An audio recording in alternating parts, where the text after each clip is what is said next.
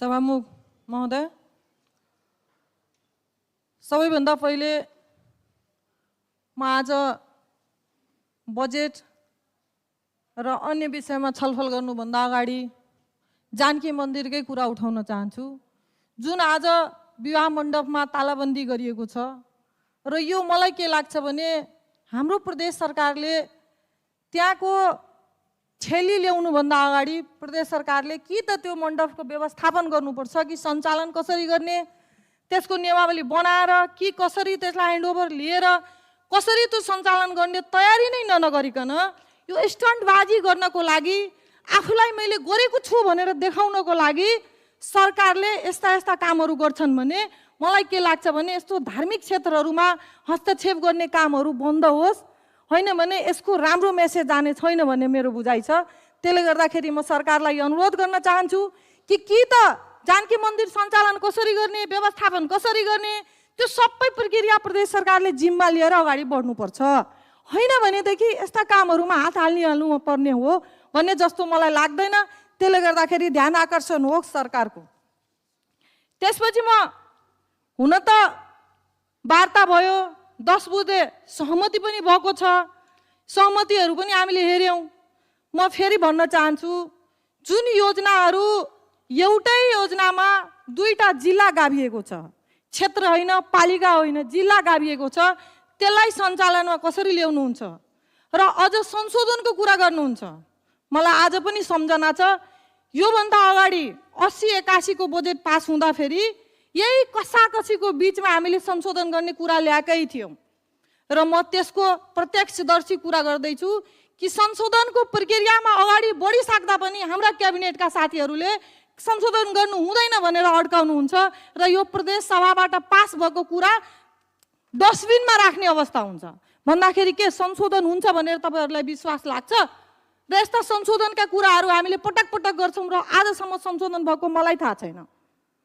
त्यसले गर्दाखेरि यस्तो ठग्ने कामहरू नगरिदिउँ संशोधनको नाममा। यो संशोधन हुने कुरा कहिले पनि भएको छैन, आज पनि हुँदैन भन्ने मेरो बुझाइ छ। त्यसपछि म एउटा अर्को विषय पनि उठाउन चाहे। एउटा कुनै पालिकामा, एउटा चन्द्रपुर पालिकामा 80 करोड भन्दा माथि बजेट राखिएको छ र यही आज जुन हामी मुख्यमन्त्री, सभामुख, माननीय मन्त्रीहरू बनेर जुन बसिरहेछौँ संघीयताको लडाइँ लडेर र त्यही संघीयताको लडाइँमा आज जुन मुद्दा खेपेर हाम्रा साथीहरू दुःख भोग्दै हुनुहुन्छ र निर्वाचित सांसद नाम भन्न चाहन्छु माननीय अभिराम शर्माको क्षेत्रमा योजना किन राखिएन म प्रश्न सोध्न चाहन्छु सरकारसँग। के ऊ भ्रष्टाचारी थिए, के ऊ बलात्कारी थिए, के चोरी मुद्दामा उहाँ जानुभएको हो, ठगी मुद्दामा जानुभएको हो कि भ्रष्टाचारीसँग तुलना गरेर तपाईँहरूले उहाँको क्षेत्रलाई पनि वञ्चित गर्नु? के त्यहाँका जनता दोषी छन्? के मधेस आन्दोलन गरेर आज मुद्दा खेप्दै हुनुहुन्छ कि त्यहाँका जनता दोषी कि ती नेता दोषी हुन्? आज जुन हामी मोज मस्ती र यो पदको गरिमा सम्हाल्दै हामी जुन फरफराउँदैछौँ त्यो योगदान त्यही साथीहरूबाट भएको हो। त्यो बिर्सिनु हुँदैन थियो। जबसम्म मधेसवादीका सरकार हुन्थ्यो, सहभागी हुन्थ्यो, तबसम्म त्यो क्षेत्र वञ्चित भएन र यसपालि काङ्ग्रेस, एमाले र नेकपाको सरकार भइसकेपछि त्यो क्षेत्र वञ्चित भयो। किन भयो म सोध्न चाहन्छु सरकारसँग। के उहाँले ती भ्रष्टाचारीसँगै बराबरको तराजुमा राखेर तौल्नुभयो भने कि उहाँहरूले त्यो मापदण्ड छुट्याउनै सक्नु भएन? त्यो वार्ता 10 बुँदा हुँदाखेरि त्यो एउटा बुँदा किन आएन? मैले यो प्रश्न गर्न चाहन्छु। म आफ्नै सत्ता पक्ष र विपक्षी दलको साथीहरूलाई पनि सोध्न चाहन्छु कि वार्तामा यो विषय इस्यु किन बन्न सकेन? कसरी तपाईँहरूले तुलना गर्नुभयो त्यो पनि म जानकारी लिन चाहन्छु। त्यसपछि म अधुरो योजनाको कुरा गर्छु। म मन्त्री भइराख्दाखेरि एउटा सूचना निकालिएको थियो अधुरो योजनालाई प्राथमिकतामा राख्ने भनेर। त्यो सायद न मेरो क्षेत्रको थियो होला, न कुनै एउटा मानिएको क्षेत्रको थियो होला। प्रदेशैभरको 8 जिल्लाका मागहरू आएको थियो होला। त्यो मागलाई हामीले सम्बोधन किन गर्न सकेनौँ? त्यो मागलाई सम्बोधन गर्नुपर्ने उचित किन देखिएन? के सरकार सधैँ योजना अधुरो छोड्ने र नयाँ नयाँ खडा गर्ने रणनीतिबाट बाहिर आउन नसकेको हो? मलाई त्यो पनि एउटा भन्न मन लाग्यो। त्यसपछि एउटा 8 नम्बर बुँदामा सम्झौता भएको छ हिजो र त्यसमा के भनेको छ छुट भुक्तानी। मलाई के लाग्छ भने अब हामी एउटा कानुनै बनाइहालौँ, किनभने आजसम्मको कुनै वर्ष छैन जहाँ छुट भुक्तानी भएको छैन। छुट हरेक साल भएकै छ भन्दाखेरि हामी एउटा नीति नियमै पास गरौँ कि हरेक सालको योजना अर्को सालमा पेमेन्ट हुने भइराख्ने, त्यो भइदियो भने सधैँ हुन्छ। किनकि मलाई अहिलेसम्मको रेकर्ड थाहा छैन कि कुनै साल भुक्तानी छुट नभएको होला।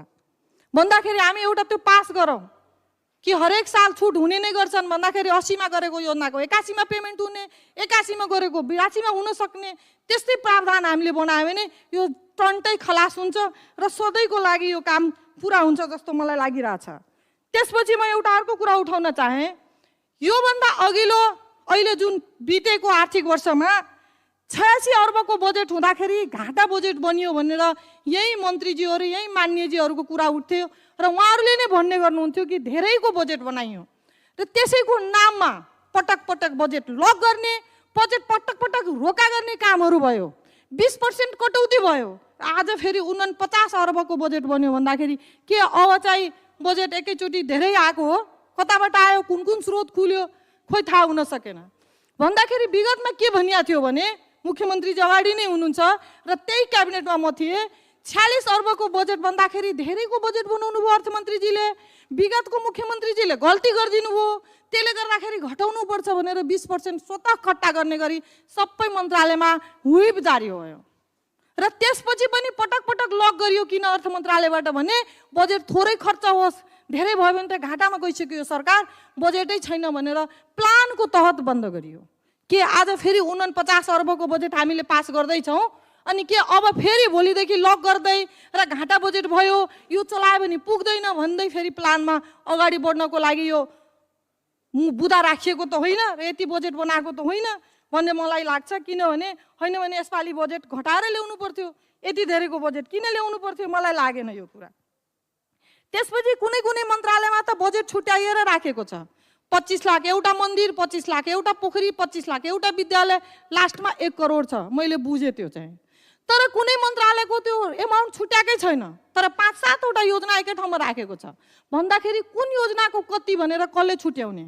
त्यहाँ फेरि विभेद हुन सक्छ कि सक्दैन, त्यहाँ बेइमानी हुन सक्छ कि सक्दैन, त्यहाँ नियतमा खराबी भयो भने त्यो बजेट सञ्चालन गर्दाखेरि कुनैमा 0 र कुनैमा 1 करोड हुन सक्छ कि सक्दैन?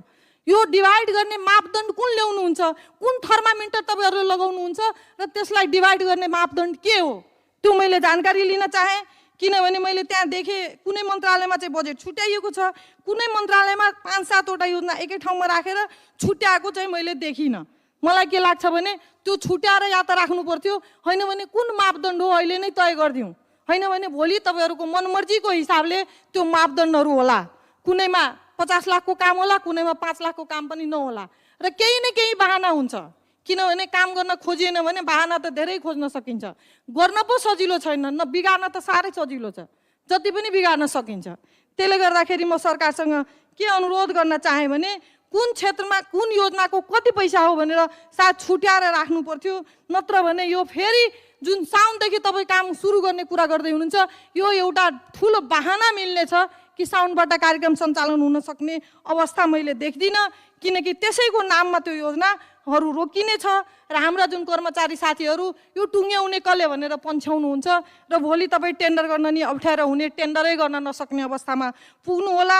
र त्यसले गर्दाखेरि यस्ता किचलो पटक पटक भइराख्दा पनि हामीले किचलैवाला योजनाहरू ल्याइराख्दा हामीलाई गाह्रो हुने सम्भावना मैले देखेको छु। धन्यवाद सभामुख महोदय।